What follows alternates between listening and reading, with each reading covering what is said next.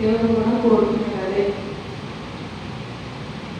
ఈ సమయాన్ని బట్టి నేను చాలా సంతోషిస్తున్నాను. ఎందుకంటే నేను 10th క్లాస్ నుంచి నాకు ఉండేది దేవుని మాటలు నేను చెప్పాలి, దేవుని మాటలు ఎంతో మంది నేను నేర్చుకున్నది. నేను ఎక్కడో నేర్చుకోలేదు. అంకుల్ దగ్గర నుంచి కానీ, బావగారి దగ్గర నుంచి కానీ, నేను చదువుకున్నాను కానీ అంతే. నేను ఎక్కడి నుంచి నేర్చుకున్నది ఏ ట్రైనింగ్ అయితే కాదు. నాకు ఎప్పటి నుంచో ఉంటుంది దేవుడి మాటలు చెప్పాలి, దేవుని గురించి నాకు తెలిసింది చెప్పాలని చెప్పాలి. దేవుడు నిజంగా ఈ రోజులో నిలవబెట్టి దేవుడి మాటల గురించి నా నోటి ద్వారా మీకు చెప్పడం నాకు చాలా సంతోషంగా ఉంది. చెప్పమంటారా? Thank you.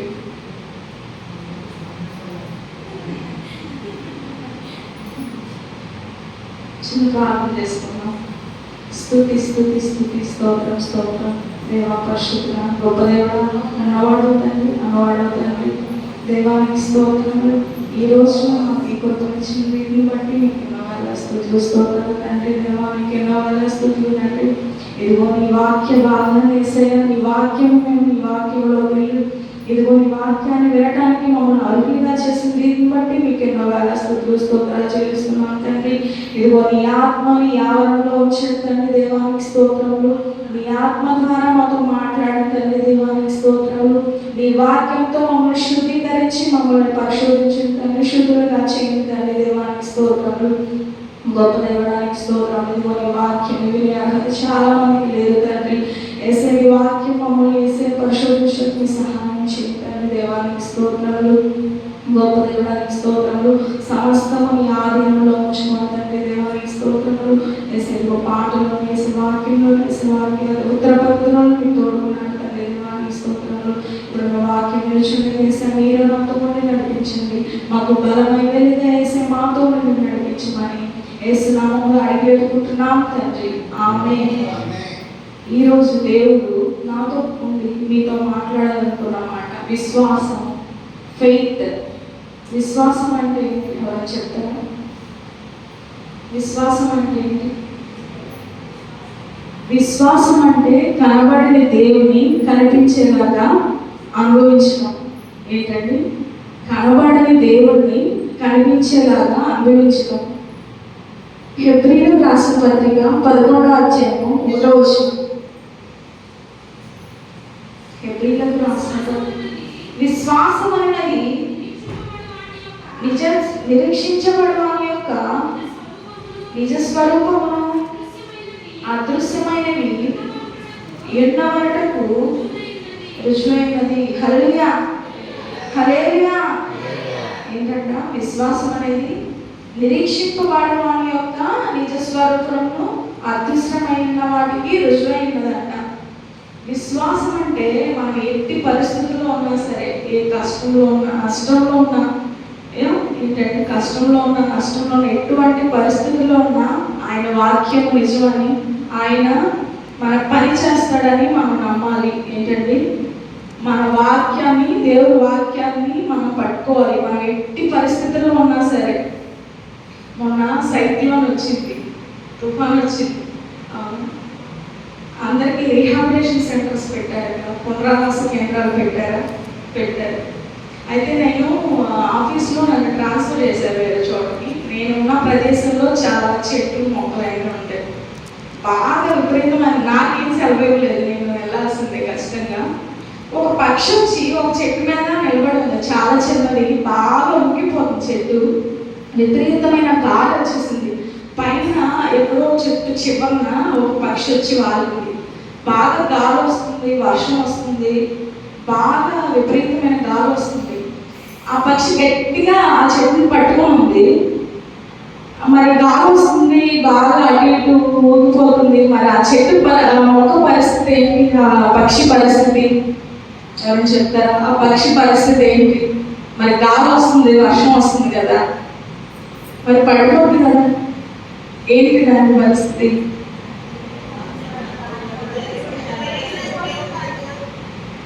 ఆ పక్షి యొక్క విశ్వాసం ఏంటంటే దానికి 2 రెక్కలు ఉన్నాయి.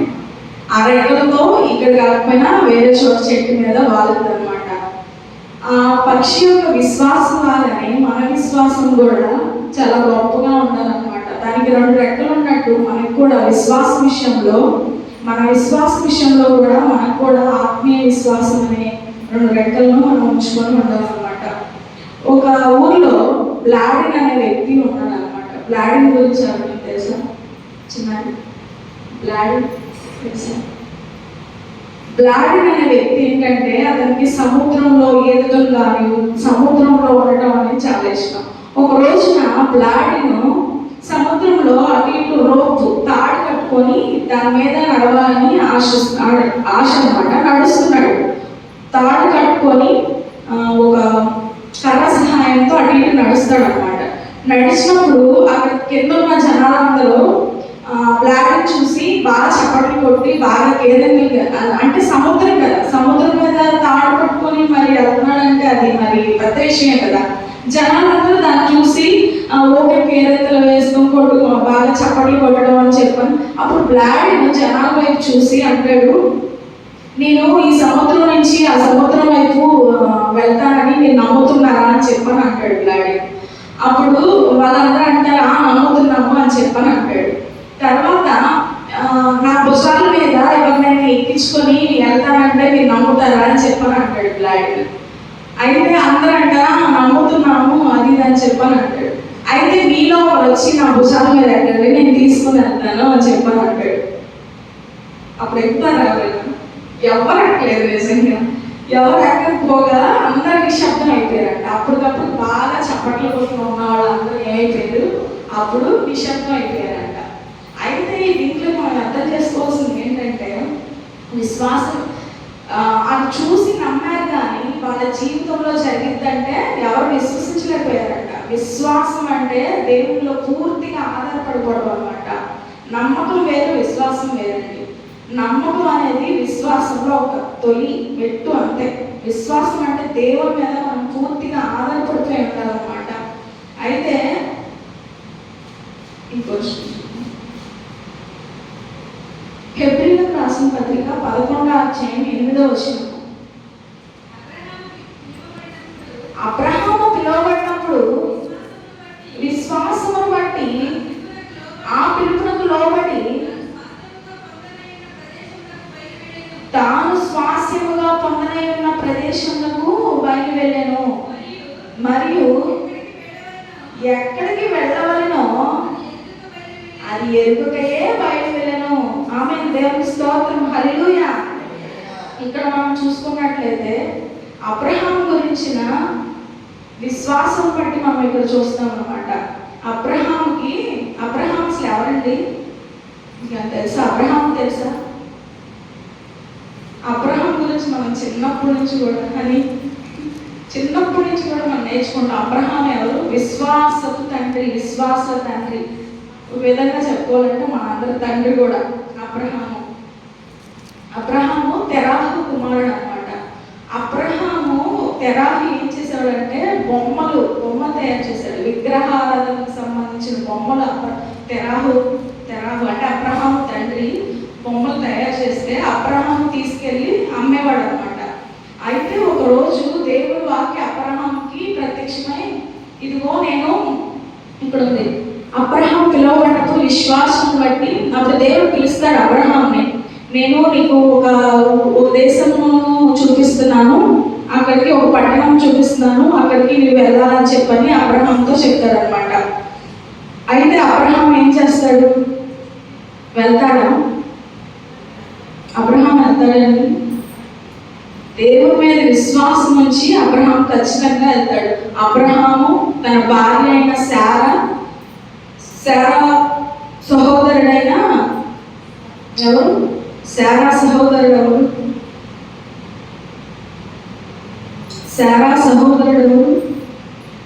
తన సహోదరుని కుమారుని కూడా తీసుకుని అబ్రహాము దేవుడు చూపించే దేశానికి వెళ్తాడనమాట. అయితే దేవుడు అక్కడ కష్టం వచ్చిందో తెలియదు, అసలు అక్కడ ఫుడ్ ఉంటుందా లేదంటే ఏముంటుంది ఏంటనేది ఏం తెలియదు. కానీ అబ్రహాము దేవుడు మాట చెప్పున దేవుని వాక్యంతో దేవుని మీద విశ్వాసం బట్టి అబ్రహాము దేవుడు చూపించిన దేశానికి వెళ్తాడనమాట. అయితే అబ్రహాం వెళ్ళినప్పుడు అబ్రహాంకి కుమారులు లేదు, తనకు సంతానం లేదు. అయితే అబ్రహాము దేవుడికి రోజు కనిపించి అప్పుడు అబ్రహాంకి 90 సంవత్సరాలు అనమాట. శారాకి అబ్రహాంకి 99 సంవత్సరాలు, శారాకి అయితే 90 సంవత్సరాలు. శారాకి 90 సంవత్సరాలు. 90 సంవత్సరాలు ఉన్న వయసులో దేవుడు అబ్రహాము కనిపించి నీకు సంతానం ఇస్తాను అని చెప్తాడు. అయితే శారా నమ్మలేదు. శారా ఏం చేసింది? నవ్వింది. నవ్వకపోగా తన దాసి అయిన హాగరును అబ్రహాంకి ఇచ్చింది. అబ్రహాంకి ఇచ్చినప్పుడు ఎవరికంటారు? ఇస్మాయిల్ కంటే. అయితే దేవుడు చెప్తాడు ఏంటంటే, ఇతడు నీ వారసుడు కాదు, నేను నీకు వారసుని ఇస్తాను అని చెప్పని అబ్రహాంతో దేవుడు చెప్తాడు అనమాట. అలాగే దేవుడు చెప్పిన సంవత్సరానికి అబ్రహాము ఇస్సాకు, అదే శారా చేతిలో ఇస్సాకు ఉంటాడు అనమాట. ముందే చెప్తాడు దేవుడు, నువ్వు ఇస్సాకుని కంటావు, అదే కుమారుని కంటావు, అతనికి ఇస్సాకు అని పేరు పెడతావు అని చెప్పాలి. అలాగే దేవుడు చెప్పిన సంవత్సరానికి అబ్రహాము కుమారుని కంటాడు, అతనికి ఇస్సాకు అని పేరు పెడతాడు. అయితే ఇట్లా ఉంటున్న రోజుల్లో ఇస్సాకు పెద్దవాడై పాలు విడిచినప్పుడు అన్నప్రాసం చేస్తారు కదా. అలాగే అబ్రహాం కూడా అందరిని పిలిచి అన్నప్రాసం చేశాడు అనమాట. అయితే దేవుడు ఒక రోజు తన విశ్వాసాన్ని పరీక్షించాలని చెప్పని ఇస్సాకుని బలి అడుగుతారు అనమాట. తన కుమారుడు మరి లేక 90 సంవత్సరాలప్పుడు పుట్టాడు కదా. మరి మనం 90 సంవత్సరాలప్పుడు ఇప్పుడు ఎలా ఉంటున్నాం? మా అమ్మ చూస్తున్నాం కదా 90 సంవత్సరాలప్పుడు. ఆ సమయంలో శారా గర్భవతి ఈ కుమారుడు కంటే ఆ విషయాలన్నీ శారాకు తెలియదు. అయితే అబ్రహాము దానికి కూడా సిద్ధమైపోయాడు. తన విశ్వాసం దేవుని మీద విశ్వాసం ఉంచి, నేను ఒక పర్వతం చూపిస్తాను, అక్కడికి వెళ్ళి ఇస్సాకును బలి ఇవ్వండి అని చెప్పినప్పుడు ఇస్సాకు వెళ్ళాడు. ఇస్సాకును తన సేవకులు ఇద్దరిని కలుపుకొని తీసుకుని వెళ్ళి దేవుడు చూపించిన ఒక కొండ మీద బలి అర్పించి కత్తి దూసడానికి చూస్తాడు. అప్పుడు అబ్రహాము విశ్వాసం కనుగొని, నువ్వు నీతిమంతుడివి, ఈ కుమారుని బలి ఇవ్వద్దు, ఆ పొదల్లో నేను పొట్టేలు చూపించాను, ఆ పొట్టేలు బలిగా ఇవ్వని చెప్తాడు. ఇక్కడ మనము అబ్రహాం యొక్క విశ్వాసము చూడాలన్నమాట. మన యొక్క విశ్వాసం ఎలా ఉంది? మన విశ్వాసం ఎలా ఉంది? పువ్వుల్లో కూడా మనం పునరుత్పత్తి జరుగుతూ ఉంటుంది. పువ్వుల్లో జరుగుతుంది, జంతువుల్లో జరుగుతుంది, మనుషుల్లో కూడా రోజు రోజుకి పునరుత్పత్తి జరుగుతుంది. మరి మన ఆధ్యాత్మిక విశ్వాసంలో మనం ఎంతో పునరుత్పత్తి జరుగుతున్నాం అనేది మనం తెలుసుకోవాలన్నమాట. అయితే నేను మొదటగా విశ్వాసం గురించి ఒక 5 విషయాలు, ఇంకా మనం అందరూ విశ్వాసలే అయినప్పటికీ ఒక 5 విషయాలు నేను మీతో పంచుకోవాలనుకుంటున్నాను. ఫస్ట్ది, విశ్వాసం అంటే కనబడిన వాటిని మనం నమ్మడం అన్నమాట. అబ్రహాము తన దేశానికి ఎక్కడికి వెళ్తాడో తెలియదు, తన దారి ఏంటో తెలియదు. అయినప్పటికీ అబ్రహాము దేవుడి మీద విశ్వాసంతో వెళ్ళి తన నీతిమంతుడుగా విశ్వాసాన్ని ప్రూవ్ చేసుకుంటాడు అనమాట. అలాగే రెండో విషయం మనం చూసుకున్నట్లయితే, విశ్వాసము కష్టంలో నిజమవుతుంది అనమాట. ఏమవుతుంది? విశ్వాసము కష్టంలో నిజమవుతుంది అనమాట. యాకోబు రాసిన పత్రిక 1వ అధ్యాయము 3వ వచనం. యాకోబు రాసిన పత్రిక, మీరు నానా విధమైన శోధనలు పడినప్పుడు అది మహానందమని ఎంచుకొనడి. ఏంటంట? మీరు నానా విధమైన శోధనలో పడినప్పుడు అది మహానందమని ఎంచుకోవాలన్నమాట. మనకి రోజు శోధనలు వస్తూ ఉంటాయి. రోజు మనం లేచిన దగ్గర నుంచి వంటగదిలో కావచ్చు, లేదంటే మనం చేసే పనిలో కావచ్చు, ఏ విషయంలో అయినా కష్టాలు వస్తూనే ఉంటాయి. కష్టాలు లేకుండా ఎవరు ఉన్నామండి? కష్టాలు లేకుండా ఎవరు ఉన్నామా? ఎవరు లేదు. ఈవెన్ బంగారం మనం ఎంత వెల పెట్టి కొనుక్కుంటాం, బంగారానికి కూడా కష్టం వచ్చింది. బంగారం మనం వేసుకునే బంగారం కొనుక్కునే బంగారం అయిపోదు. అది భూమిలో నుంచి తవ్వి అది దాని నిండా మట్టి, ఇసుక అంతా మలినమైపోయినా దాన్ని కొలువులో వేసి బాగా కాలుస్తారు. కాల్చినప్పుడు అది సువర్ణం, మేలిన బంగారం అయిపోయింది అనమాట. యోగు గ్రంథం ఒకసారి యోగు చూసినట్లయితే, యోగు 1వ అధ్యాయము 1వ వచనం చూద్దాం మనం యోగు గురించి. యూజు దేశమందు యోగు ఒక మనుషుడు, నేను అతడు యథార్థవంతుడును న్యాయవంతుడునై దేవుని యందు భయభక్తులు కలిగి చెడుతనమును విసర్జించిన వాడు. హల్లెలూయా, హల్లెలూయా. యోబు ఎట్లాంటి వాడండి? న్యాయవంతుడు, యథార్థవంతుడు, దేవుని యందు భయభక్తులు కలిగి ఉన్నాడు అనమాట. యోబుకి అసలు ఏం తక్కువ లేదండి. అతనికి సంపద ఉంది, ఎద్దులు ఉంది, సైన్యం ఉంది. ఆ కాలంలో ఏం తక్కువ లేదు. కుమారులు కుమార్తెలు, అంత గౌరవం, ఎంత గౌరవం ఉందో.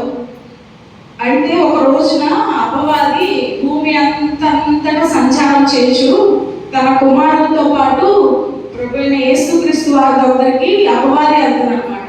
అపవాది అంటే ఏంటో తెలుసా? సాతాను. అపవాది దేవుని దగ్గరికి వెళ్ళి అడిగినప్పుడు దేవుడే అడుగుతాడు, యోబు గురించి నువ్వు చూసావా? నా యోబు చాలా న్యాయంగా ఉంటున్నాడు, చాలా యథార్థత కలిగి ఉంటున్నాడు, మంచి విశ్వాసం కలిగి ఉంటున్నాడు. మనలాగే యోబు కూడా మనలాగే విశ్వాసం ఉంటుందన్నమాట. అయితే అపవాది యోబు మీద కన్నేసింది అనమాట. ఒకరోజు మరి నువ్వు యోబుకి చాలా సంపద ఇచ్చావు, అన్నీ ఇచ్చావు, మరి అందుకే యథార్థంగా ఉంటున్నాడు, అవన్నీ తీసేసి అప్పుడు చెప్పి అని అపవాది దేవుని అడుగుతాడు అనమాట. అలాగే దేవుడు అడిగినప్పుడు అపవాది సరే నువ్వు అన్నీ తీసేసుకో, అతని దగ్గర ఉన్న సంపద అన్నీ తీసేసుకో, కానీ తన ప్రాణానికి మాత్రం ఎటువంటి హాని చేయొద్దని చెప్పని చెప్తాడు అనమాట. ఏమని చెప్తాడు? తన ప్రాణానికి మాత్రం ఎటువంటి. సాతాను మనల్ని పరీక్షించినప్పుడు దేవుడు కొంత అనుమతిస్తాడు అనమాట. మనం కష్టాల్లో ఉండి కానీ, ఏదన్నా ఇరుకులో కానీ, ఏదైనా ఎటువైపు వెళ్ళినప్పుడు కానీ అది మన పరీక్ష అనుకోవాలి. కానీ గబక్కన ఏంటి ఇలా అయిపోయింది, నేను విశ్వాస జీవితంలో నేను ఎలా ఉంటున్నాను, మరి నా విశ్వాస జీవితం ఇది అయిపోయింది, నేను ఇంత ఇదిగా ప్రిపేర్ అవుతున్నాను, ఇలా ఉన్నాను, దేంట్లో అయినా సరే నేను ప్లానెడ్గా ఉన్నాను, అయినప్పటికీ నాకేంటి ఇన్ని శ్రమలో అని చెప్పని అనుకోకూడదు. ఎందుకు? యోబుకి ఎన్ని శ్రమలు వచ్చినాయో తెలుసా? యోబుకి అన్ని ఇచ్చినప్పుడు, సాతాను పరీక్షించినప్పుడు తనకున్న కొద్ది కాలంలోనే తనకున్న సంపద, తనకున్న పిల్లలు అందరినీ కోల్పోయాడు. ఏం లేదు అతని దగ్గర, ఏం లేదు. అయితే అప్పుడు యోబు ఏమన్నాడో తెలుసా? చూడండి, 1వ అధ్యాయము, యెహోవా ఇచ్చాను మొత్తం నేను నా తల్లి గర్భంలో నుండి దిగంబరనే వచ్చింది, దిగంబరనే అక్కడికి తిరిగి వెళ్ళేదను. యెహోవా ఇచ్చాను, యెహోవాయే తీసుకుపోయాను. యెహోవా నామమునకు స్తుతి కలుగును గాక. ఆమేన్, హల్లెలూయా, హల్లెలూయా. ఏమంటున్నాడు యోబు ఇక్కడ? యెహోవా ఇచ్చాను, యెహోవా తీసుకొని పోయాను. తన కుటుంబంలో మీరు జరుగుతున్న సందర్భాలను చూస్తున్నారా? బస్సు ప్రమాదాలు జరిగి, కర్నూలులో కానీ చావల్లో జరిగిన ప్రమాదాలు చూస్తున్నారా? అతనికి నిజంగా మనమందరం, విశ్వాసమైన మనమందరం కూడా ఇట్లాంటి ప్రమాదాలు జరిగినప్పుడు చాలా ధైర్యంగా ఉండాలి. ఎందుకంటే చావల్లో తెలంగాణలో జరిగిన బస్సు ప్రమాదంలో 3 ఒకే కుటుంబానికి చెందిన కుమారులు అనమాట. వాళ్ళకి ఏంటి ఆదరణ? మన ప్రార్థన మనకు తెలియకపోవచ్చు, కానీ విశ్వాసమైన మనము వాళ్ళ కోసం ఖచ్చితంగా ప్రార్థన చేయాలి. వాళ్ళకి నిజంగా ఎంత ఊపిరాడకుండా ఎలా చనిపోయి ఉంటారు, అసలు నిజంగా చాలా బాధాకరం అనమాట. అలాగే యోబు కూడా కష్టాలు వచ్చి ఎలాగో తనకున్న ఆస్తి కానీ, తనకున్నది మొత్తం, కుమారులు కానీ కుమార్తెలు కానీ అన్నీ పోయినాయి అనమాట. అయితే మళ్ళీ ఇంకోసారి అపవాది దేవుని దగ్గరికి వచ్చి, నువ్వు ఆస్తి తీసుకున్నావు, అంతా తీసుకున్నావు, అయినా సరే యోబు యథార్థంగా ఉన్నాడు అనమాట. ఏంటి? యథార్థంగా ఉన్నాడు, దేవుని యందు నమ్మకంగా ఉన్నాడు అనమాట. మళ్ళీ ఇంకోసారి అపవాది వచ్చి, నువ్వు యోబుకి మంచి ఆరోగ్యం ఇచ్చావు, మంచి ఎముకలను ఇచ్చావు, మంచి శరీరాన్ని ఇచ్చావు, మరి ఎందుకు యథార్థంగా ఉన్నాడు? దాన్ని కూడా ఏదో ఒక విధంగా బాధ పెట్టాలి అనే ఉద్దేశంతో ఏం చేశాడంటే, ఆ శరీరాన్ని నాకు ఇవ్వు అని చెప్తాడు. అయినా సరే నువ్వు ఆ ప్రాణానికి ఏం కలిగించొద్దు.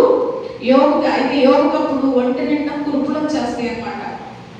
ఒంటి నిండా కురుపులు వచ్చేసి ఒళ్ళు గోక్కోవడానికి చిన్న పెంకులు తీసుకుని పూర్తిలో కూర్చుని గోక్కుంటాడు అనమాట. అలాగే మన విశ్వాస జీవితంలో కూడా కష్టాలు వస్తాయి, నష్టాలు వస్తాయి, అయినా సరే మనం దేవుని మీద ఆధారపడి ఉండాలన్నమాట. యోబు కూడా అంతే. ఎన్ని శ్రమలు వచ్చినా తన కుటుంబాన్ని పోగొట్టుకున్నాడు, తనకున్న ఆస్తినంతా పోగొట్టుకున్నాడు. అయినా సరే దేవుని మీద భారాన్ని మాత్రం వదలలేదు. దానికి ప్రతిఫలం ఏంటండి? యోగు మరి అంత మరి అన్ని కోల్పోయాడు కదా. దేవుని ప్రశ్నించాడు. ఆ యోగు ప్రశ్నించాడు, ఖచ్చితంగా ప్రశ్నించాడు. ఎందుకు అలా? మరి తన భార్య వచ్చేసి నువ్వు దేవుణ్ణి దూషించేసి నువ్వు మరణం కమ్మని చెప్తుంది. మళ్ళీ తన స్నేహితులు కూడా నువ్వేదో పాపం చేశావు, అందుకే దేవుడు నీకు ఇట్లాంటి శిక్షించాడు, నువ్వు కూడా ఏదో ఒక రకంగా దేవుణ్ణి దూషించు అని చెప్పని. మరి భార్య ద్వారా సంతోషం లేదు, స్నేహితుల ద్వారా సంతోషం లేదు.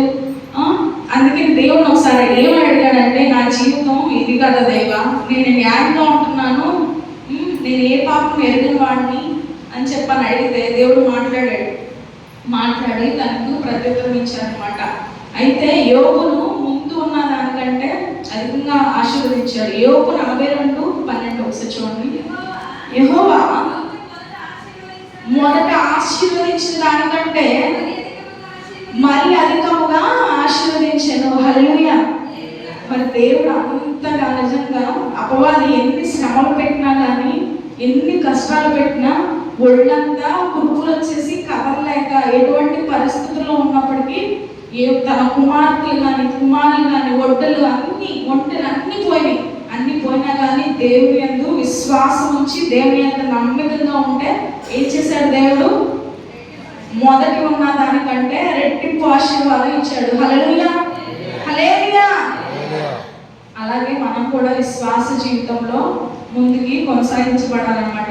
మూడోదిగా మనం చూసుకున్నట్లయితే చిన్న విశ్వాసం కూడా పెద్ద అద్భుతం చేస్తుంది. ఏంటంట? చిన్న విశ్వాసంలో కూడా పెద్ద అద్భుతం చూస్తాం అన్నమాట. మత్తయి సువార్త 17వ అధ్యాయము, మత్తయి సువార్త Matthew chapter 7 verses 20. అందుకు ఆయన, మీ అల్ప విశ్వాసం చేతనే మీకు ఆవగించంత విశ్వాసం ఉండిన యెడల ఈ కొండను చూసి ఇక్కడ నుండి అక్కడికి పొమ్మనగానే అది పోవును.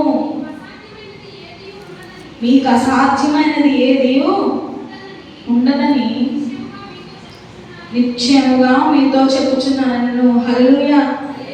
ఏంటండి? మీకు ఆవగింజ ఎంత ఉంటుంది? చిన్నగా ఉంటుంది, చాలా చిన్నగా ఉంటుంది. అంత విశ్వాసం ఉంటే చాలు, కొండ నుంచి వెళ్ళి అక్కడికి వెళ్ళమంటే వెళ్ళిపోద్దంట. ఈ ఫ్యాన్స్ అది తిరగలేదు అనుకో, ఈ ఫ్యాన్ అక్కడికి వెళ్ళి ఇక్కడికి వచ్చి అంటే ఆవగింజ అంత విశ్వాసం ఉంటే చాలు. మరి మన జీవితాల్లో ఎంత విశ్వాసం ఉంటుంది? మన జీవితాల్లో ఎంత విశ్వాసం ఉంటుంది? మన విశ్వాసాన్ని బట్టి మనం అసలు మనం ఎక్కువ కాదు, మనం ఉన్న పక్కన ఉన్న వాళ్ళతోనే మనం ఎప్పుడు దేవుని గురించి కానీ దేవుని విషయాలు కానీ దేవుని గురించి దేవునితో మాట్లాడుకుంటా ప్రార్థన చేసుకుంటా ఇప్పుడు విశ్వాస జీవితంలో ముందుకు వెళ్తూనే ఉండాలి. అప్పుడు మనకి ఏ శోధనలు రావండి. ఖచ్చితంగా దేవుడు మనకి ఏ శోధనలు రావు. అయితే ఒక ఊరిలో ఒక విశ్వాసి అయిన రైతు ఉన్నాడు అనమాట. అతను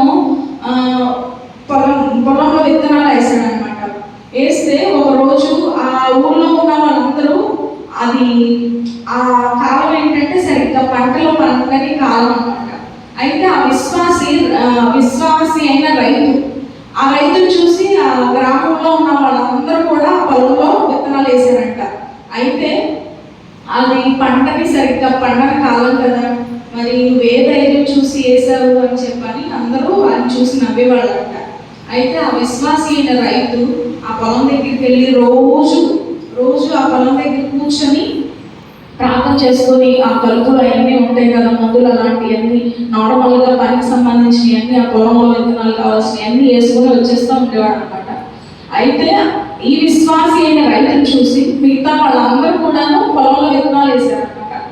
వేస్తే ఆ పొలం అప్పుడు ఏమైంది, ఒకరోజు బాగా మబ్బులు పట్టి వర్షం వచ్చిందట. అయితే ఆ విశ్వాసి అయిన రైతు వేసిన పొలంలో బాగా పండటమే కాకుండా మిగతా వాళ్ళ పంటలన్నీ కూడా ఆ విశ్వాసి అయిన రైతులు బట్టి ఆ పంటలు పండాయంటే ఇది నిజంగా జరిగింది. అప్పుడు ఏంటి ఆయన విశ్వాసం దేవుడు చూశాడు. విశ్వాసంతో చేసే ప్రయత్నం కూడా ఏది విఫలం అవుదండి. ఖచ్చితంగా మన విశ్వాసంతో చేసే, నా జీవితంలో కూడా చాలా జరిగినాయి అసలు నిజంగా. చిన్నప్పటి నుంచి కూడా నా గురించి మీ అందరికి తెలిసింది తెలియదు ఏమన్నట్టు లేదు. నా వివాహం విషయంలో కావచ్చు, నా పిల్లల విషయంలో కావచ్చు, నా చదువుల విషయంలో కావచ్చు, ప్రతి దాంట్లో కూడా నేను విశ్వాసించినట్లే జరిగింది. నా ప్రార్థనకు అనుగుణంగానే జరిగింది. మన కష్టం చాలా పెద్దది కావచ్చు, మనం నడవలేకపోవచ్చు. ఈ రోజు దేవా నేను ఒక్క అడుగు కూడా వెళ్ళకపోతున్నాను తండ్రి, నా విశ్వాసాన్ని నన్ను ఈ రోజు పెంపొందించుదేవా అంటే దేవుడు మన పక్కనే మనం చేపట్టి నడిపిస్తాడండి. ఖచ్చితంగాను నిజంగా జరుగుతుంది కూడా. అలాగే విశ్వాసి అయిన రైతు విషయంలో కూడా అలా జరిగిందనమాట. చిన్న విశ్వాసం కూడా పెద్ద కార్యం జరిగింది. దావీదు విషయంలో మనం చూసుకున్నట్లయితే, దావీదు ఎవరండి? సామాన్యమైన వ్యక్తే, చిన్న బాలుడు. ఎస్ఐ కుమారులో 8 మంది పిల్లల్లో దావీదు చిన్నవాడు అనమాట. చిన్నవాడైతే దావీదు గొర్రెలు కాస్తూ ఉంటుండగా ఎలుగుబంటి వచ్చి గొర్రెలు తీసుకెళ్ళిపోవాలని చూస్తుంది. ఎలుగుబంటి వచ్చిన తర్వాత దాన్ని ఏదో విధంగా భయపెట్టి మొత్తానికి యుద్ధం చేసి దాన్ని కాపాడతాడు. తర్వాత మళ్ళీ సింహం వచ్చింది. సింహాన్ని నోట్లో నుంచి కూడా దావీదు ఆ గొర్రెలు కాపాడుకుంటాడు. చిన్నప్పటి నుంచి కూడా దావీదుకి దేవుని అంటే భయం, భక్తి, విధేయత, అలాగే విశ్వాసం కూడా చాలా ఉంది. దాన్ని బట్టి దేన్నైనా సరే, ఏ జంతువునైనా సరే కాపాడతాం. దావీదు చాలా అందంగా ఉంటాడంట. దావీదుకి ఇంకో ప్రత్యేకత ఉంది. ఏంటంటే తన గిటార్ కాదు, సన్నాయి, సితార చమత్కారంగా వాయిస్తాడంట. దావీదు చాలా చమత్కారంగా వాయిస్తాడంట. అయితే ఒకరోజు ఆ ప్రవక్త సమూయేలు ప్రవక్త, అప్పుడు సౌలు రాజుగా ఉన్నప్పుడు అనమాట. సమూయేలు ప్రవక్త దేవుడిని సౌలు చేసే అపవిత్రమైన కార్యాలు నచ్చక దేవుడు సమూయేలు ప్రవక్తతో మాట్లాడి, నువ్వు వెళ్ళి దావీదుని అభిషేకించు అని చెప్పాడు. చెప్పినప్పుడు అప్పుడు వెళ్ళి దావీదు దగ్గరికి వెళ్ళి వాళ్ళ ఇంటికి వెళ్ళినప్పుడు చూస్తే ఎస్ఐలు వాళ్ళ కుమారుడు మాత్రమే ఉంటాడు, కానీ దావీదు గొర్రెలు కాల్చుకోవడానికి ఉంటాడు. అప్పుడు ఎస్ఐ చూసి నీ ఇంకో కుమారుని పిలువు అప్పుడని చెప్పన్నప్పుడు, అప్పుడు సమూయేలు ఏం చేస్తాడు? తీసుకొచ్చి అభిషేకిస్తాడు అనమాట. అభిషేకించినప్పుడు దేవుని యొక్క ఆత్మ దావీదు మీద ఇంకా ఎక్కువ ప్రభావం చూపించింది అనమాట. చూపించినప్పుడు అయితే ఒకరోజు సౌలు మీదకి, ఇశ్రాయేలు ప్రజల మీదకి ఎవరు వస్తారు? యుద్ధానికి ఎవరు వస్తారు? గాదు పట్టణానికి చెందిన గొల్యాతు వస్తాడు అనమాట. గొల్యాతు వచ్చినప్పుడు గొల్యాతుని చూసి అందరూ ఇశ్రాయేలు ప్రజలందరూ భయపడిపోతారు అనమాట. అప్పుడు గొల్యాతు ఇంత పెద్దగా, ఎంత 12 అడుగుల 6 మూరలు, అంత ఆ కాలంలో కవచాలు ఇనుముతో ఇత్తడితో తయారు చేసిన కవచాలు ఉంటాయి అన్నమాట. ఆ కవచాలు తీసుకుని వచ్చి ఇశ్రాయేలు ప్రజలందరినీ, నేనేమనుకుంటున్నారు, నేను రాజు, నేను మీ మీద యుద్ధం చేస్తాను, మీరు నా మీద యుద్ధం చేయండి, నేను మీ మీద యుద్ధం చేస్తాను, మీరు ఓడిపోతే మీరు మాకు యాజకత్వం అదే దాన్ని ఏమంటారు, దాసీగా ఉండండి, మీరు నేను దాసీగా ఉంటాను అని చెప్పని చెప్తాదన్నమాట. అయితే వాళ్ళ అన్నలో యుద్ధ ప్రపంచంలో ఉన్నప్పుడు దావీదు వాళ్ళకి బాక్స్ తీసుకెళ్తాడు అనమాట. భోజనానికి బాక్స్ తీసుకెళ్ళినప్పుడు దావీదు ఈ గొల్యాతు గురించి 40 రోజులు ఇశ్రాయేలు ప్రజల్ని బాగా విపరీతంగా హింసించాడంట. ఎవరు? గొల్యాతు. చూసి ఇంకా సౌలు దగ్గరికి వెళ్ళి దావీదు ఏమంటాడంటే, నేను ఎలుగుబంటిని, సింహాన్ని దగ్గర నుంచి నా పిల్లల్ని, అదే గొర్రె పిల్లల్ని నేను కాపాడుకున్నాను, నేను గొల్యాతు మీద యుద్ధానికి వెళ్తాను అని చెప్తాడనమాట దావీదు. చెప్పినప్పుడు సౌలు, నువ్వు మరి చిన్న బాలుడు కదా, నువ్వు ఎలా వెళ్తావు, వెళ్ళి మరి ఎట్లా యుద్ధం చేస్తావు అని చెప్పంటే, నేను ఇలా ఎలుగుబంటిని, సింహాన్నే నేను దాటాను, నాకు గొల్యాతు ఒకటి కాదు, నాతో దేవుడు ఉన్నాడు అని చెప్పని సౌలుతో చెప్పినప్పుడు సౌలు ఓకే అని వెళ్తాడు అనమాట. వెళ్ళినప్పుడు అప్పుడు గొల్యాతు ఎదురుగా దావీదు చూసి ఏమంటాడు, నేనేమన్నా నీకు కుక్కలాగా కనిపిస్తున్నానా,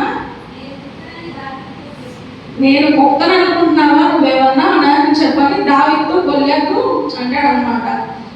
నేను ఎవరి ద్వారా వచ్చాడు? సైన్యములకు అధిపతి యెహోవా పక్షాన నేను వచ్చాను, యుద్ధము నాది కాదు యెహోవాదే. ఎవరిదంట యుద్ధము? యెహోవాదే. దేవుడు ఈ రోజున నిన్ను నా చేతికి అప్పగించాడు. విశ్వాసంతో ఏం చేశాడు దావీదు? గొలియతును వడిసెలతో కొట్టి చంపే. ఎలా కొట్టి చంపే? వడిసెలతో. ఒకటి కాదు, రెండు కాదు, 3 కాదు. ఏంటి? ఒకే ఒక్క రాయితో వడిసెలతో గిరాగిరా తిప్పి చంపినప్పుడు గొలియాతు పడిపోయినప్పుడు తన తల తీసుకుని వెళ్ళి సౌలు మహారాజుకి ఇచ్చాడు. ఫిలిష్తీయులందరూ పారిపోయారు. అప్పుడు ఏ విధంగా వెళ్ళాడు అసలు దావీదు?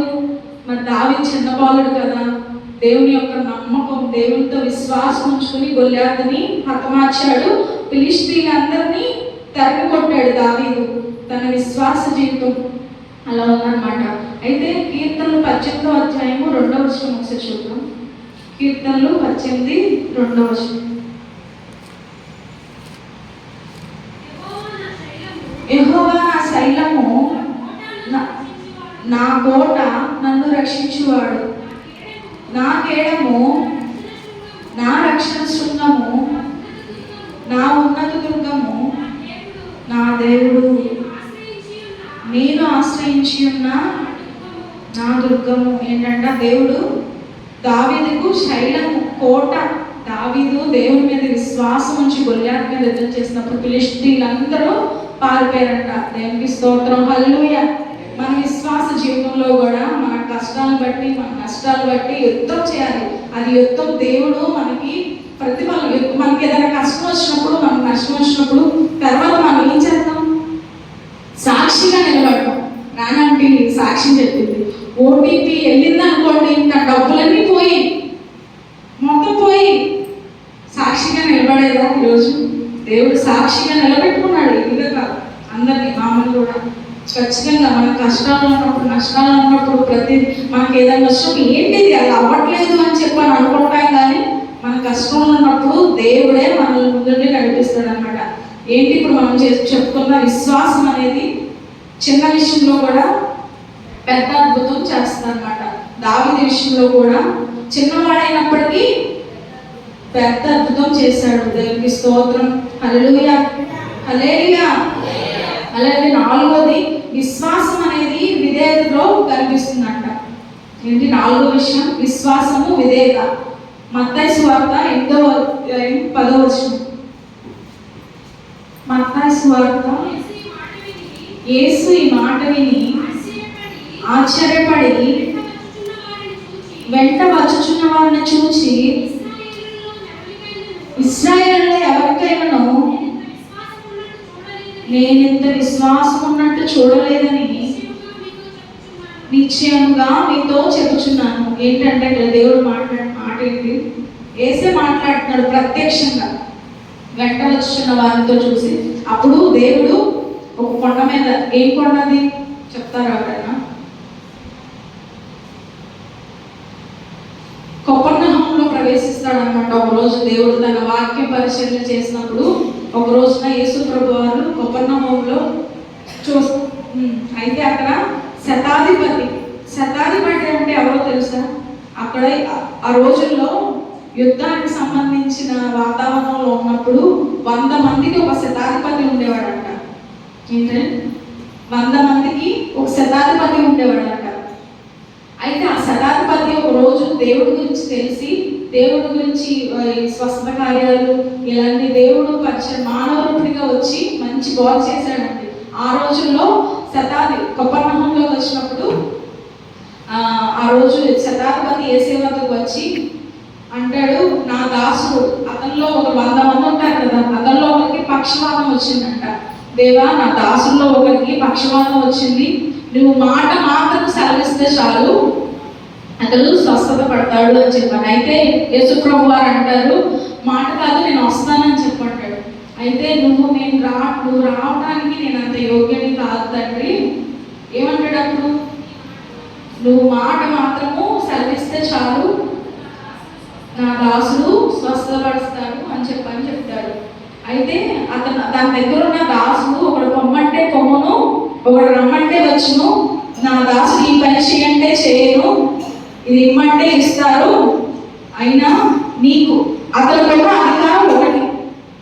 అతనికి ఏ అధికారం ఉంది? అప్పుడు శతాధిపతి కాలంలో ఉన్న అధికారం ఉంది. దేవుడికి ఏ అధికారం ఉంది? సంపూర్ణమైన అధికారం ఉంది. మన నెక్స్ట్ స్టెప్ ఏంటో, మనం ఏం చేస్తున్నాం కూడా దేవుడికి తెలుసు. మన హృదయాంతరంగాలు తెలుసుకోగలిగిన దేవుడు ఎవరంటే మన దేవుడు ఒక్కడే అనమాట. అయితే దేవుడు అక్కడ శతాధిపతి యొక్క విశ్వాసం ఏంటంటే, నువ్వు రానవసరం లేదు, అసలు రానవసరం లేదు, ఒక్క మాట మాత్రం సెలవు తండ్రి, నా దాసుడు స్వస్థపరచబడతాడు అని చెప్పినప్పుడు అయితే ఏమని చెప్తాడు? ఏసీ మాట విని ఆశ్చర్యపడి వెంట వచ్చిన వారిని చూసి, ఇశ్రాయేలులో నేను ఎవరికైనాను ఇంత విశ్వాసం చూడలేదని నిశ్చయముగా మీతో చెబుతున్నాను నేను. అయితే 11వ అధ్యాయం, అంతటి యేసు ఇక వెళ్ళుము, నీవు విశ్వసించిన ప్రకారము నీకు అవునుగా కానీ శతాధిపతితో చెప్పను. శతాధిపతి యొక్క విశ్వాసాన్ని బట్టి దేవుడు ఏం చెప్పాడంటే, నీ విశ్వాసము నేను చూశాను, నువ్వు జరుగుతున్నట్లే, నువ్వు ఏదైతే అడిగావో అదే అయింది అని చెప్పాడు. వెంటనే ఆ రోజుల్లో టైం క్యాలిక్యులేషన్ వేసుకుంటారు కదా, ఈ సమయంలో దేవుడు నాకు చెప్పాడు. నిజంగానే అతని దాసుడు లేచి స్వస్థత పరచబడ్డాడంట. దేవునికి స్తోత్రం, హల్లెలూయా. మన విశ్వాస జీవితంలో కూడా రోజు రోజుకి పెంపొందించబడాలి. ఎందుకంటే కొన్ని కష్టాలు వస్తాయి, నష్టాలు వస్తాయి. విధేయతతో దేవుని యందు విధేయతతో మనం ముందుకు కొనసాగించబడాలన్నమాట. విశ్వాసం అనేది విధేయత. మరి శతాధిపతి అంటే ఆ రోజుల్లో మంచి గౌరవం కదా, 100 మందికి ఒక అధికారం అంటే గౌరవం కదా. అయినప్పటికీ దేవుని యేసు ప్రభు వారి దగ్గర వంగి వినయంతో దేవుణ్ణి అడిగాడంట, నువ్వు మాట మాత్రం సెలవిస్తే చాలయ్యా, నా దాసుడు స్వస్థత పొందగలుగుతాడు అని చెప్పాను. అతని విశ్వాసం మాటల్లో కాదంట, విధేయతలో కనిపించిందంట. అలాగే మన విశ్వాసం కూడా మన చేతుల్లో విధేయతలో కూడా కనిపించాలి. అయితే 5వదిగా చూసుకున్నట్లయితే విశ్వాసం ఇతరులను ప్రభావితం చేస్తుంది. విశ్వాసం ఏం చేస్తుంది? ఇతరులను ప్రభావితం చేస్తుంది. యోహాను సువార్త 4వ అధ్యాయము 39వ వచనం, నేను సాక్ష్యం ఇచ్చిన స్త్రీ యొక్క మాటను బట్టి ఆ ఊరిలో ఉన్న వారందరూ, అంటే ఎవరు కనిపిస్తున్నారు మీకు? ఎవరు కనిపిస్తున్నారు ఇక్కడ? ఎవరండి? సమరయ స్త్రీ. ఎవరు కనిపిస్తున్నారు? మన విశ్వాస జీవితం వేరే వాళ్ళకి ప్రభావితం కనిపించాలన్నమాట. ఏమిటంట, ఒకరోజు దేవుడు ఇశ్రాయేలు నుంచి యూదయ నుంచి గలిలయ ప్రాంతానికి వెళ్ళేటప్పుడు షార్ట్ కట్ సమరయ అంట. సమరయాకి వెళ్ళినప్పుడు అక్కడ యాకోబు బావు ఉందంట. యాకోబు బావు ఉంటే యాకోబు బావు దగ్గర కూర్చొని, అయితే పొద్దున్నే అక్కడ సమరయులు ఏం చేస్తారంటే పొద్దున్నే కానీ సాయంత్రం కానీ నీళ్లు తోడుకోవడానికి వస్తారనమాట. కానీ సమరయ స్త్రీ 12 గంటలకు వచ్చిందనమాట. ఇప్పుడు దేవుడు సమరయ స్త్రీ గురించి ఎదురు చూస్తూ ఉన్నాడు. మరి సమరయ స్త్రీ 12 గంటలకు ఎందుకు వచ్చింది? సమరయ స్త్రీ అయితే 12 గంటలకు వచ్చినప్పుడు దేవుడే, యూదులు కదా ఆ రోజుల్లో, యోదయులు స్త్రీలతో మాట్లాడారంటే, యోదయ ప్రవక్తలు కానీ యూదులు కానీ స్త్రీలతో తొందరగా మాట్లాడారు. ఒకవేళ స్త్రీలు చూసినా కూడా గబక్కుని కళ్ళు మూసుకున్నాడు. నువ్వు యూదులు ఉన్నావు, నాతో ఎలా మాట్లాడుతున్నావు అని చెప్పని సమరయ స్త్రీ అనుకుంటుంది అనమాట. అనుకుని అప్పుడు దేవుడు అంటాడంట, నీ పెళ్ళిని ఒకరిని తీసుకురా అని చెప్పని సమరయ స్త్రీతో అంటాడు అనమాట. అప్పుడు సమరయ స్త్రీ నిజం పలికిందా, అబద్ధం పలికిందా? నిజమే చెప్పింది. నాకు పెళ్ళికి లేడు అని చెప్పింది. అవును, నిజమే పలికావు, నీకు పెనిమిటి లేడు, ఇప్పుడు ఉన్నవాడు కూడా నీకు రహస్యమంగా ఉన్న పెనిమిటి అని చెప్పని దేవుడు చెప్పారు. దేవుడు మరి అన్ని ఎరిగిన వాడు కదా, మరి దేవుడికి అన్నీ తెలుసు కదా, అందుకని రహస్యమంతా ఉన్న వాడికి కూడా దేవుడు చెప్పేశాడు. అయితే అప్పుడు సమరయ స్త్రీకి చెప్తాడు, నాకు దాహంగా ఉన్నాను. 12 గంటల ఆ టైంలో మరి దేవుడు దాహంగా, నిజంగా దేవుడు దాహంగా ఉన్నాడా ఆ రోజు? నిజంగా దేవుడు దాహంగా ఉన్నాడా? మరి మానవ రూపంగా ఉన్నప్పుడు మనుషుల రూపంలో ఉన్నాడు కదా మరి దేవుడు, నిజంగానే దాహంగా ఉన్నాడు. అప్పుడు అడిగాడు సమరయ స్త్రీని, నాకు దాహంగా ఉంది అని చెప్పాడు. దేవుడు చెప్తాడు అప్పుడు, నువ్వు యూదుడు కదా, నేను నా వాటర్ నువ్వు ఎలా తాగుతావు, నేను ఇచ్చే నీళ్లు మరి ఎలా తాగుతావు అన్నప్పుడు, అప్పుడు దేవుడు అంటాడు చూడు 13వ అధ్యాయం, ఈ నీళ్లు తాగు ప్రతి వాడును మరలా దప్పికొనను, నేను ఇచ్చి నీళ్లు త్రాగువాడు ఎన్నడను దప్పికొనడు. మరి నేను వానికి ఇచ్చి నీళ్లు నిత్య జీవం కంటే వాటిలో ఊరడి నీటి బొగ్గగా ఉండడని ఆమెతో చెప్పాను. దేవుని స్తోత్రం, హల్లెలూయా. దేవుడు ఇచ్చే నీళ్లు అస్సలు తప్పికొనమే తప్పికొను. దేవుడు ఇచ్చే నీళ్లు అంత ఆరోగ్యంగా ఉంటాయి, జీవ ఓట్లతో నింపుకొని ఉంటాయి. సమరయ స్త్రీ చెప్తున్నాడు, సమరయ స్త్రీ ఎరగట్లేదు అనమాట. అప్పుడు సమస్య అనుకుంది, నువ్వు యూదులకు యోదయ ప్రవక్తని దేవుడు అని చెప్పింది. చెప్పి తను అక్కడికక్కడికే తన కొండ అక్కడ పాలగొట్టేసి సమరయ దేశానికి వెళ్ళింది. అది వాళ్ళ ఊరికి వెళ్ళి వాళ్ళతో ఉన్నప్పుడు చెప్పింది, నేను నజరేయుడైన యేసుని చూశాను, మెస్సయ్య వచ్చున్నానని నేను ఎరిగాను. ఆయన వచ్చినప్పుడు సమస్తమును తెలియజేయమని ఆ ఊళ్ళో ఉన్న వాళ్ళందరూ అడుగుతారు అనమాట. అవును, నిజంగా నేను యూద రాజు దేవుడు నేను చూశాను, నా పాపాలన్నీ చెప్పాడు, నేను అక్కడక్కడే స్వస్థత పొందాను, నా జీవితాన్ని అంతా నేను మార్చుకున్నాను, మీరు కూడా రండి, యేసు చూద్దాం రండి, యేసుతో మనమందరం తన విశ్వాస జీవితాన్ని ఎప్పుడైతే నమ్మిందో తొందరగా పాపం అనే కొండను పగలగొట్టేసి తన విశ్వాసమైన జీవితాన్ని అందరితో, తన సమరయ దేశం అదే సమరయ ఊరిలో ఉన్న వాళ్ళందరికీ చెప్పి వాళ్ళందరినీ పిలుచుకుని యేసు దగ్గర తీసుకొచ్చి యేసు బోధని వినిపించిందంట. తన విశ్వాసాన్ని బట్టి తన విశ్వాసాన్ని బట్టి సమరయ ఊర్లో ఉన్న వాళ్ళందరినీ మార్చేస్తుంది అనమాట. అసలు సమరయులకి యూదులకి అసలు పడదండి, బాగా వాళ్ళకి పడినప్పటికీ సమరయ దేశాన్ని అంతటి తన విశ్వాస జీవితాన్ని బట్టి మార్చేసింది. సమరయ దేశాన్ని అంతటినీ మార్చేసింది. మన విశ్వాస జీవితం ఎలా ఉండాలి? ఇతరులను ప్రభావితం చేసేదని ఉండాలి. దానియేలు కూడా ఎవరిని మార్చాడు? రాజును మార్చేశాడు. తన విశ్వాస జీవితంలో దానియేలు రోజుకి ఎన్నిసార్లు ప్రార్థన చేసేవాడు? 3 సార్లు బహిరంగంగా పెద్దగా 3 సార్లు ప్రార్థన చేసి, అయితే రాజు దగ్గర ఉన్న యాజకులు ఉంటారు కదా, ఆ యాజకులు దానియేలు ప్రార్థన చేసినప్పుడు దానియేలు అందరికీ నచ్చేవాడంట. నచ్చినప్పుడు రాజు కూడా నచ్చితే ఆ విషయాలు చూసి ఓర్చుకోలేక ఒక శాసనం తీసుకొని వస్తాడు. రాజును తప్ప ఎవరిని పూజించడానికి వీల్లేదు, రాజు మాత్రమే పూజించాలని చెప్పని ఒక శాసనం తీసుకొస్తారు. శాసనం తీసుకొచ్చినప్పుడు మరి దానియేలు దేవుడు యెహోవా దేవుడు పూజిస్తున్నాడు కదా, మరి శాసనం ఉల్లంఘించినట్టే కదా అని ఏం చేస్తారు? గుహలో వేస్తాడు, సింహాల గుహలో వేస్తాడు. సింహాల గుహలో వేసినప్పుడు ఏం చేస్తాడు? ప్రార్థన చేస్తాడు. బహిరంగంగా అయినా సరే ప్రార్థన వల్ల సింహాల నోళ్ళు ఏం చేశాడు? దేవుడు మూసివేశాడు అనమాట. సమరయ స్త్రీ కూడా అలాగే తన ప్రభావితాన్ని బట్టి, తన జీవితాన్ని బట్టి వేరే వాళ్ళని ప్రభావితం చేసింది. మనం కూడా ఫస్ట్ ఏంటి? విశ్వాసం అంటే కనబడిన దాన్ని నమ్మాలి. విశ్వాసం కష్టంలో నిజమవుతుంది. చిన్న విశ్వాసం కూడా పెద్ద అద్భుతం చేస్తుంది. విశ్వాసంలో కూడా మన విధేయత కనబరుస్తుంది. విశ్వాసం ఇతరులను ప్రభావితం చేసే విధంగా ఉండాలి. అబ్రహాం ఏం చేశాడు?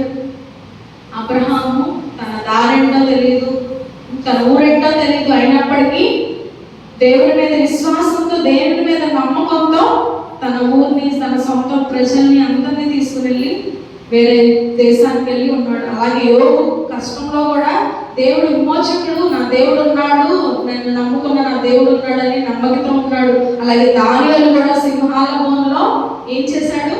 విశ్వాసాన్ని కోల్పోలేదు. అలాగే శతాధిపతి దేవుని యొక్క మాట విన్నాడు, నమ్మాడు, స్వస్థత చేకూరాడు తన దాసుడు ద్వారా. అలాగే సమరయ స్త్రీ కూడా యేసు చెప్పిన సత్యాన్ని నమ్మింది, తనతో పాటు తన ఊరినంతా మార్చేసింది.